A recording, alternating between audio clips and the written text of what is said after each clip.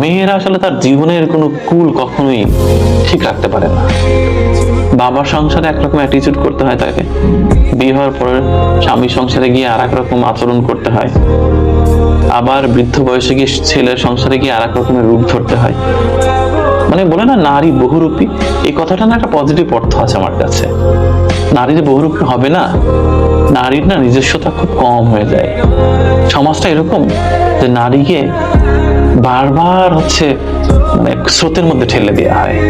নারীকে অনেক কিছু সইতে হয় এই জীবনে, কারণ মাকে যেমন সইতে হয়েছে। তো নারীর জীবনটা আসলে খুব বেশি যে স্মুথ এরকম বলা যাবে না। প্রতিটা নারীর জীবনেই খুব যন্ত্রণা, মানে এক একটা স্টেজে এক এক রকমের যন্ত্রণা।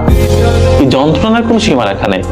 আমার তো মনে হয় প্রত্যেকটি নারী আসলে যন্ত্রণার মানে একেবারে বিশাল বড় একটা গোডাউন তৈরি করে রেখেছে হৃদয়ের ভিতরে। খুলে দিলে পৃথিবী প্লাবন হয়ে যাবে।